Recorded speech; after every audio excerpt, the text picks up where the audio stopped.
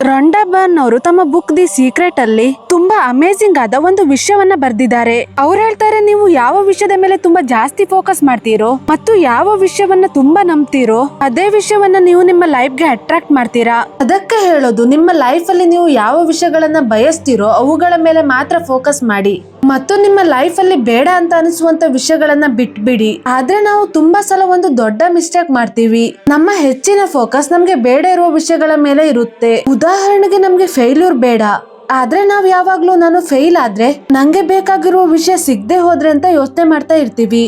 ಇದ್ರ ಕಾರಣದಿಂದ ನಾವು ನಮ್ಮ ಲೈಫ್ ಅಲ್ಲಿ ತುಂಬಾ ವಿಷಯಗಳನ್ನ ಅಟ್ರಾಕ್ಟ್ ಮಾಡೋಕೆ ಆಗಲ್ಲ.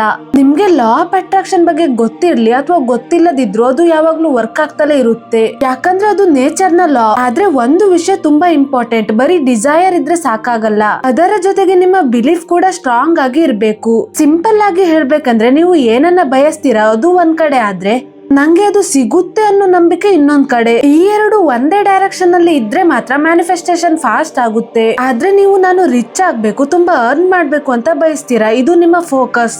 ಆದ್ರೆ ನಿಮ್ಮ ಮೈಂಡ್ ಒಳಗೆ ನನ್ನಿಂದ ಆಗಲ್ಲ, ನಾನು ಅಷ್ಟು ಟ್ಯಾಲೆಂಟೆಡ್ ಅಲ್ಲ, ನಂಗೆ ಇಷ್ಟು ಸ್ಯಾಲರಿ ಯಾರು ಕೊಡ್ತಾರೆ, ನಾನು ನಿಜವಾಗ್ಲೂ ರಿಚ್ ಆಗ್ಬಹುದಾ ಅಂತ ಡೌಟ್ಸ್ ಬರ್ತಿರುತ್ತೆ. ಇದು ನಿಮ್ಮ ಬಿಲೀಫ್. ಈಗ ನೋಡಿ, ಬಾಯಲ್ಲಿ ಒಂದ್ ಮಾತು, ಮನ್ಸಲ್ಲಿ ಇನ್ನೊಂದ್ ಮಾತು. ಹೀಗೆ ಇದ್ರೆ ಯೂನಿವರ್ಸ್ ಗೆ ಮಿಕ್ಸಡ್ ಸಿಗ್ನಲ್ ಹೋಗುತ್ತೆ. ಅದಕ್ಕೆ ನಿಮ್ಮ ಡಿಸೈರ್ ಮತ್ತು ನಿಮ್ಮ ಬಿಲೀಫ್ ಮ್ಯಾಚ್ ಆಗಲ್ಲ.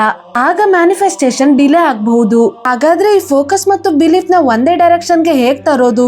ಅದಕ್ಕೆ ಇವತ್ ನಾನು ಈ ಪ್ರಾಬ್ಲಮ್ ನ ಸಾಲ್ವ್ ಮಾಡೋಕೆ ತುಂಬಾ ಪವರ್ಫುಲ್ ಆದ ಒಂದು ಟೆಕ್ನಿಕ್ ನ ನಿಮ್ಗೆ ಶೇರ್ ಮಾಡ್ತೀನಿ. ಅದೇ ಮಿರರ್ ಮ್ಯಾನಿಫೆಸ್ಟೇಷನ್. ಮಿರರ್ ಟೆಕ್ನಿಕ್ ನ ಮ್ಯಾನಿಫೆಸ್ಟೇಷನ್ ಅಲ್ಲಿ one of the most powerful techniques ಅಂತ ಕರೀತಾರೆ. ಇದಕ್ಕೆ ಒಂದು ಸಿಂಪಲ್ ರೀಸನ್ ಇದೆ. ಈ ಟೆಕ್ನಿಕ್ ಅಲ್ಲಿ ನೀವು ನಿಮ್ಮ ಎದುರಲ್ಲಿ ನಿಂತಿರುವ ಒಬ್ಬ ವ್ಯಕ್ತಿಯನ್ನ ನೋಡ್ತೀರಾ, ಆದ್ರೆ ನಿಮ್ಮ ಎದುರಲ್ಲಿ ಕಾಣಿಸೋ ಆ ವ್ಯಕ್ತಿ ಬೇರೆ ಯಾರು ಅಲ್ಲ, ಅದು ನಿಮ್ಮ ರಿಫ್ಲೆಕ್ಷನ್. ಮಿರರ್ ನಲ್ಲಿ ಕಾಣಿಸೋ ಆ ರಿಫ್ಲೆಕ್ಷನ್ ನಿಮ್ಮ ಫೇಸ್ ಮಾತ್ರ ಅಲ್ಲ, ನಿಮ್ಮೊಳಗಿನ ಥಾಟ್ಸ್, ಬಿಲೀಫ್ಸ್ ಮತ್ತು ಫೀಲಿಂಗ್ಸ್ ನ ಕೂಡ ರಿಫ್ಲೆಕ್ಟ್ ಮಾಡುತ್ತೆ.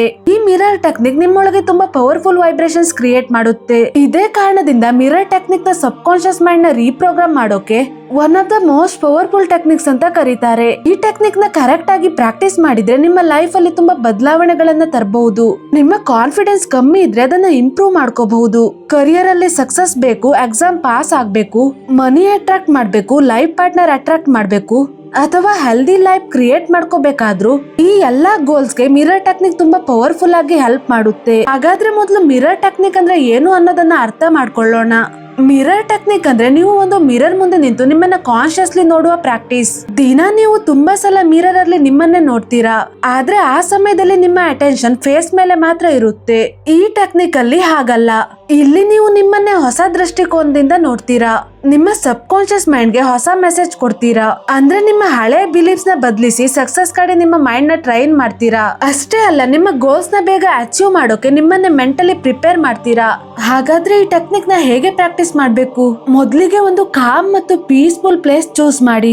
ಈ ಪ್ರಾಕ್ಟೀಸ್ ಮಾಡುವಾಗ ಸುತ್ತಮುತ್ತ ಹೆಚ್ಚು ಡಿಸ್ಟರ್ಬೆನ್ಸ್ ಇರಬಾರ್ದು, ಯಾಕಂದ್ರೆ ಆ ಕೆಲವು ನಿಮಿಷಗಳು ನಿಮ್ಮ ಅಟೆನ್ಷನ್ ಸಂಪೂರ್ಣವಾಗಿ ನಿಮ್ಮ ಮೇಲೆ ಇರಬೇಕು.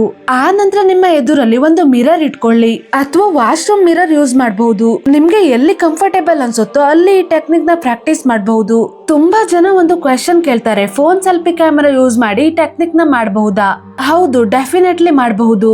ಆ ನಂತರ ನೀವು ಮಿರರ್ ಮುಂದೆ ನಿಂತ ಮೇಲೆ ನೆಕ್ಸ್ಟ್ ಸ್ಟೆಪ್ ನಿಮ್ಮ ಅಫರ್ಮೇಷನ್ಸ್ ನ ರೆಡಿ ಮಾಡ್ಕೋಬೇಕು.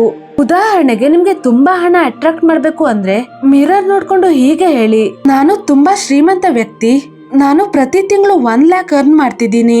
ನೀವು ಯಾವ ಅಫರ್ಮೇಷನ್ ಕ್ರಿಯೇಟ್ ಮಾಡಿದ್ರು ಅದು ನಿಮ್ಗೆ ಈಗಾಗಲೇ ಸಿಕ್ಕಿದೆ ಅನ್ನೋ ಫೀಲಿಂಗ್ ಅಲ್ಲಿ ಫಾರ್ಮ್ ಮಾಡ್ಬೇಕು.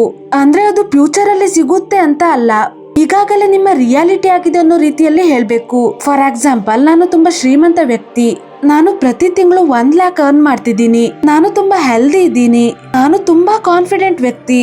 ನಿಮ್ಮ ಗೋಲ್ ಏನಿರುತ್ತೋ ಅದಕ್ಕೆ ಮ್ಯಾಚ್ ಆಗೋ ಅಫರ್ಮೇಷನ್ಸ್ ನ ಕ್ರಿಯೇಟ್ ಮಾಡಬಹುದು. ಅದಾದ್ಮೇಲೆ ಮಿರರ್ ಮುಂದೆ ನಿಂತು ನಿಮ್ಮ ಐಸ್ ಮೇಲೆ ಮಾತ್ರ ಫೋಕಸ್ ಮಾಡ್ತಾ ನೀವು ಕ್ರಿಯೇಟ್ ಮಾಡಿರೋ ಅಫರ್ಮೇಷನ್ಸ್ ನ ಹೇಳೋಕೆ ಸ್ಟಾರ್ಟ್ ಮಾಡಿ.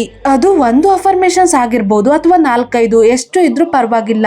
ಮುಖ್ಯವಾಗಿ ಐ ಕಾಂಟ್ಯಾಕ್ಟ್ ಬ್ರೇಕ್ ಮಾಡದೆ ಪ್ರತಿ ಅಫರ್ಮೇಷನ್ಸ್ ನ ಕಾನ್ಫಿಡೆನ್ಸ್ ಇಂದ ಫೀಲಿಂಗ್ ಜೊತೆ ಮತ್ತೆ ಮತ್ತೆ ರಿಪೀಟ್ ಮಾಡಿ.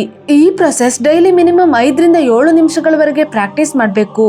ಇದು ಮಿನಿಮಮ್ ಟೈಮ್. ಇದಕ್ಕಿಂತ ಜಾಸ್ತಿ ಮಾಡೋಕಾಗಿದ್ರೆ ತುಂಬಾ ಒಳ್ಳೇದು, ಆದ್ರೆ ಮಿನಿಮಮ್ 5-7 ನಿಮಿಷ ಮಾತ್ರ ತಪ್ಪದೆ ಮಾಡಿ. ಇದನ್ನ ನೀವು ಮನಸ್ಸಿನಲ್ಲೇ ಸೈಲೆಂಟ್ ಆಗಿ ಮಾಡಬಹುದು ಅಥವಾ ಜೋರಾಗಿ ಹೇಳಿ ಕೂಡ ಮಾಡಬಹುದು. ಆದ್ರೆ ನೀವು ಜೋರಾಗಿ ಹೇಳಿದಾಗ ವೈಬ್ರೇಷನ್ ಲೆವೆಲ್ ತುಂಬಾ ಡಿಫ್ರೆಂಟ್ ಆಗಿರುತ್ತೆ. ಅದಕ್ಕೆ ನನ್ನ ಸಜೆಷನ್ ಏನಂದ್ರೆ ಅಫರ್ಮೇಶನ್ಸ್ ನ ಜೋರಾಗಿ ಹೇಳಿ. ಈ ಪ್ರೊಸೆಸ್ ಮಾಡ್ತಾ ಇರುವಾಗ ನೀವು ಹೇಳ್ತಾ ಇರುವ ಎಲ್ಲಾ ವಿಷಯಗಳನ್ನ ಫೀಲ್ ಕೂಡ ಮಾಡ್ಬೇಕು. ಮ್ಯಾನಿಫೆಸ್ಟೇಷನ್ ನಲ್ಲಿ ನೀವು ಯಾವುದೇ ಟೆಕ್ನಿಕ್ ಪ್ರಾಕ್ಟೀಸ್ ಮಾಡ್ತಾ ಇದ್ರು ನಿಮ್ಮ ಫೀಲಿಂಗ್ಸ್, ನಿಮ್ಮ ಎಮೋಷನ್ಸ್ ಮತ್ತು ನಿಮ್ಮ ಒಳಗಿಂದ ಬರುವ ಭಾವನೆಗಳು ತುಂಬಾ ಇಂಪಾರ್ಟೆಂಟ್. ಶುರುವಲ್ಲಿ ನಿಮ್ಗೆ ಕಷ್ಟ ಅನ್ಸ್ಬಹುದು.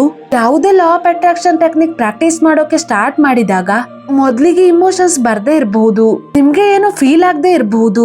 ಆದ್ರೆ ನೀವು ಕಾನ್ಶಿಯಸ್ ಆಗಿ ಎಫರ್ಟ್ ಆಗ್ತಾ ಪ್ರಾಕ್ಟೀಸ್ ಮಾಡ್ತಾ ಹೋದಂತೆ ನಿಧಾನವಾಗಿ ಆ ಎಲ್ಲಾ ಫೀಲಿಂಗ್ಸ್ ಡೆವಲಪ್ ಆಗೋಕೆ ಸ್ಟಾರ್ಟ್ ಆಗುತ್ತೆ. ಸೊ ಈಗ ನೀವು ಹೇಳ್ತಾ ಇರುವ ಪ್ರತಿ ಅಫರ್ಮೇಶನ್ಸ್ ಈಗಾಗಲೇ ನಡೆದಿದೆ ಅಂತ ಫೀಲ್ ಮಾಡ್ತಾ ವಿಜುವಲೈಸ್ ಮಾಡಿ. ಫಾರ್ ಎಕ್ಸಾಂಪಲ್, ನಿಮ್ಗೆ ಡ್ರೀಮ್ ಹೌಸ್ ಬೇಕು ಅಂದ್ರೆ ಆ ಮನೆಯಲ್ಲಿ ಖುಷಿಯಿಂದ ವಾಸ ಮಾಡ್ತಿರೋ ತರ ಇಮ್ಯಾಜಿನ್ ಮಾಡಿ. ಅಥವಾ ನಿಮ್ಗೆ ಡ್ರೀಮ್ ಜಾಬ್ ಬೇಕು ಅಂದ್ರೆ ಆ ಆಫೀಸ್ ಅಲ್ಲಿ ಕೆಲಸ ಮಾಡ್ತಾ ಖುಷಿಯಿಂದ ಸ್ಯಾಲರಿ ರಿಸೀವ್ ಮಾಡ್ತಿರೋ ಸೀನ್ ಇಮ್ಯಾಜಿನ್ ಮಾಡಿ. ಇವಾಗ ಈ ಟೆಕ್ನಿಕ್ ನ ಲಾಸ್ಟ್ ಸ್ಟೆಪ್ ಗ್ರಾಟಿಟ್ಯೂಡ್. ನಿಮ್ಮ ಹೃದಯದಿಂದ ಯೂನಿವರ್ಸ್ ಗೆ ಥ್ಯಾಂಕ್ ಯು ಹೇಳಿ. ನನ್ನ ಲೈಫ್ ಅಲ್ಲಿ ಈ ಎಲ್ಲಾ ಬ್ಲೆಸ್ಸಿಂಗ್ಸ್ ಕೊಟ್ಟಿದ್ದಕ್ಕೆ ಹೃದಯ ಪೂರ್ವಕವಾಗಿ ಥ್ಯಾಂಕ್ ಯು ಅಂತ ಹೇಳಿ. ಈ ಟೆಕ್ನಿಕ್ ನ ನೀವು ಯಾವುದೇ ಸಮಯದಲ್ಲೂ ಮಾಡಬಹುದು. ಆದ್ರೆ ನನ್ನ ಸಜೆಷನ್ ಏನಂದ್ರೆ ಈ ಪ್ರಾಕ್ಟೀಸ್ ನ ಮಾರ್ನಿಂಗ್ ಅಲ್ಲಿ ಮಾಡೋಕೆ ಪ್ರಯತ್ನ ಮಾಡಿ. ಯಾಕಂದ್ರೆ ನೀವು ನಿಮ್ಮ ದಿನವನ್ನ ಹೈ ಎನರ್ಜಿ ಮತ್ತು ಪಾಸಿಟಿವ್ ಮೈಂಡ್ ಸೆಟ್ ಜೊತೆ ಸ್ಟಾರ್ಟ್ ಮಾಡಿದಾಗ ನಿಮ್ಮ ಪೂರ್ತಿ ದಿನ ತುಂಬಾ ಸುಂದರವಾಗಿ ಹೋಗುತ್ತೆ. ಈಗ ಪ್ರಶ್ನೆ ಏನಂದ್ರೆ ಇದನ್ನ ಎಷ್ಟು ದಿನ ಮಾಡ್ಬೇಕು? ನೋಡಿ, ಇದಕ್ಕೆ ಯಾವುದೇ ಲಿಮಿಟ್ ಇಲ್ಲ. ನನ್ನ ಪ್ರಕಾರ ಈ ಪ್ರಾಕ್ಟೀಸ್ ನಿಮ್ಮ ಲೈಫ್ ಟೈಮ್ ಹ್ಯಾಬಿಟ್ ಆಗ್ಬೇಕು. ಪ್ರತಿದಿನ ಬೆಳಿಗ್ಗೆ ಮಿರರ್ ಮುಂದೆ ನಿಂತು ಹೇಳಿ, I am the best, I can do anything, I can achieve anything in this world, every one loves me. ನೀವು ಬಯಸುವ ಯಾವುದೇ ಅಫರ್ಮೇಶನ್ಸ್ ನ ಕೂಡ ಹೇಳಿ. ಒಂದ್ಸಲ ಯೋಚನೆ ಮಾಡಿ ನೋಡಿ, ಈ ತರ ಅಫರ್ಮೇಶನ್ಸ್ ನಿಮ್ಗೆ ನೀವು ಹೇಳ್ತಾ ಇರುವಾಗ ನಿಮ್ಮೊಳಗಿಂದ ಹೇಗೆ ಫೀಲ್ ಆಗುತ್ತೆ. ಆಬ್ವಿಯಸ್ಲಿ ನಿಮ್ಗೆ ತುಂಬಾ ಒಳ್ಳೇದು ಅನ್ಸೋಕೆ ಸ್ಟಾರ್ಟ್ ಆಗುತ್ತೆ ಮತ್ತು ಅದೇ ವೈಬ್ರೇಷನ್ ಅಲ್ಲಿ ನೀವು ಪೂರ್ತಿ ದಿನ ಇರ್ತೀರಾ. ಅದಕ್ಕೆ ಈ ಎಲ್ಲಾ ಪ್ರಾಕ್ಟೀಸಸ್ ನಿಮ್ಮನ್ನ ಪಾಸಿಟಿವ್ ಡೈರೆಕ್ಷನ್ ಕಡೆಗೆ ನ್ಯಾಚುರಲಿ ಕರ್ಕೊಂಡು ಹೋಗುತ್ತೆ.